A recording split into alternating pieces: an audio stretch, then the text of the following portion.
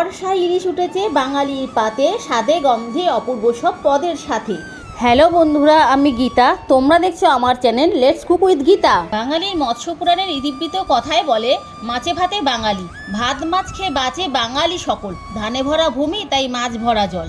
আজ আমি বানাবো বাঙালির প্রিয় ইলিশ ভাপা। সবার প্রথমে ইলিশ মাছটা ভালো করে ধুয়ে নিয়ে তার মধ্যে পরিমাণ মতো নুন ও হলুদ মাখিয়ে নিতে হবে। এরপর একে একে 2 চামচ সাদা সর্ষে, 2 চামচ কালো সর্ষে, স্বাদ অনুযায়ী লবণ ও পরিমাণ মতন কাঁচা লঙ্কা একসাথে বেটে নিয়ে একটা ছাঁকনির সাহায্যে ছেঁকে নিতে হবে। এরপর সামান্য পরিমাণে নুন ও হলুদ মিশিয়ে দিতে হবে।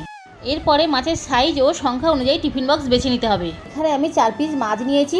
মাছগুলোকে ভালোভাবে সাজিয়ে নিয়ে তারপরে ছেঁকে রাখা সর্ষের জল দিয়ে দিতে হবে। এরপর 3 টেবিল চামচ সর্ষের তেল ও কয়েকটা চেরা কাঁচা লঙ্কা ওর মধ্যে দিয়ে দিতে হবে। এদিকে গ্যাসে একটা পাত্র বসিয়ে তাতে কিছুটা জল গরম করে নিতে হবে এবং তার মধ্যে একটা স্ট্যান্ড বসিয়ে নিতে হবে। স্ট্যান্ডটা যেন জলে ডুবে থাকে সেদিকে লক্ষ্য রাখতে হবে। জলটা ফুটে উঠলেই তখন টিফিন বক্সটা তার মধ্যে বসিয়ে দিতে হবে। ঢাকনা দেওয়া পাত্রের মধ্যে যদি কোনো ছিদ্র থাকে সেটাকে বন্ধ করে দিতে হবে। আমি এখানে একটা লবঙ্গ ইউজ করেছি। এরপর 20 মিনিট এটাকে রান্না হতে দিতে হবে। এই সময় গ্যাসটা লো টু মিডিয়াম ফ্লেমে থাকবে। 20 মিনিট পর গ্যাসের ফ্লেমটা বন্ধ করে দিতে হবে এবং কিছুক্ষণ ঠান্ডা হওয়ার জন্য রেখে দিতে হবে।